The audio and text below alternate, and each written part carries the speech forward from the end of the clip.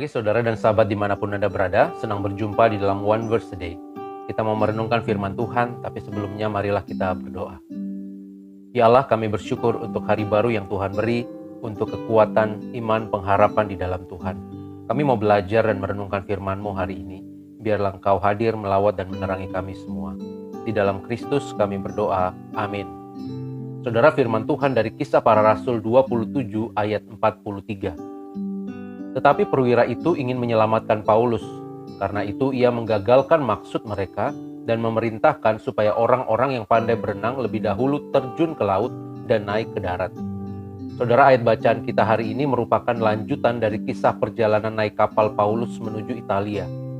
Paulus merupakan salah satu tawanan dari beberapa orang tawanan lainnya yang diserahkan kepada perwira bernama Julius untuk dibawa kepada kaisar di Roma. Akan tetapi karena angin badai dan gelombang yang kencang, kapal yang mereka tumpangi kandas.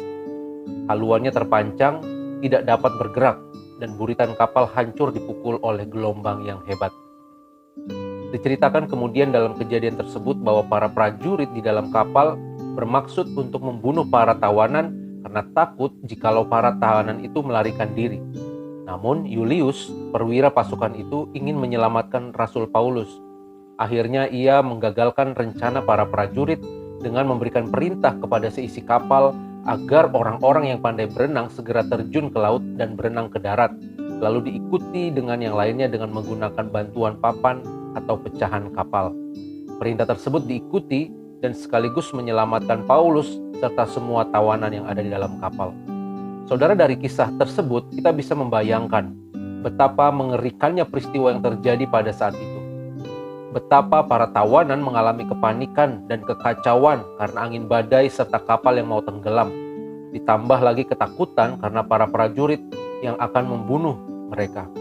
Namun di tengah situasi tersebut, Tuhan berkenan menjamah hati dan memakai Julius untuk memberikan jalan keluar yang terbaik.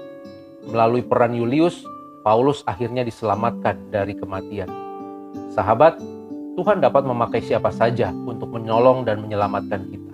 Meskipun sudah berada di ujung tanduk, ketika sudah tidak ada kesempatan dan celah lagi, walau sepertinya tidak ada lagi yang tampak di depan, Tuhan sanggup membuka jalan bagi orang yang berharap dan percaya kepadanya. Saudara, pernahkah kita mengalami peristiwa yang mirip dengan yang dialami Paulus ini?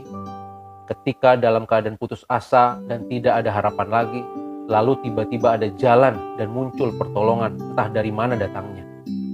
Apakah yang saudara rasakan pada saat itu? Saudara, saya beberapa kali mengalami kejadian yang mirip di dalam masalah keluarga, masalah ekonomi, menyangkut kesehatan anak saya, dan sebagainya.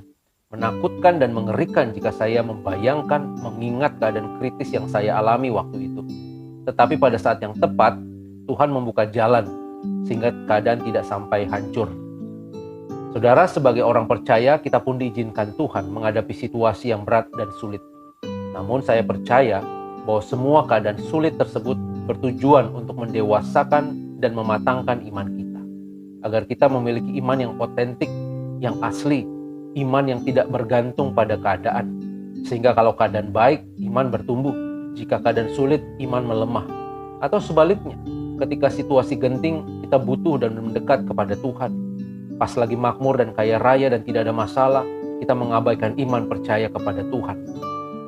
Roma 8 ayat 28, Allah turut bekerja dalam segala sesuatu untuk mendatangkan kebaikan bagi mereka yang mengasihi Dia, yang terpanggil sesuai dengan rencana Allah. Sahabat, jika saat ini kita mengalami kapal karam dan hampir tenggelam, jangan menyerah dan putus asa. Berharap dan percayalah bahwa Tuhan sanggup menolong kita. Mungkin saat ini usaha kita sedang diambang kebangkrutan atau bahkan sudah hancur. Keuangan kita sedang menghadapi masalah besar, rumah tangga kita di ujung perceraian, atau masa depan anak-anak kita suram dan sebagainya. Saudara, janganlah takut. Tetaplah berharap kepada Tuhan saja. Percayalah bahwa pertolongannya tidak pernah terlambat.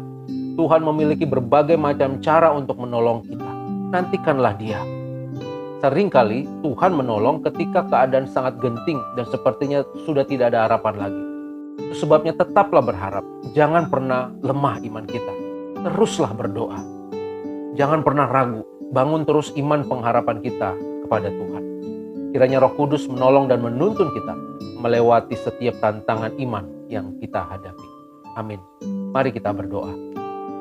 Ya Allah, kami sungguh bersyukur untuk firman Tuhan yang boleh kami dengar dan kami renungkan.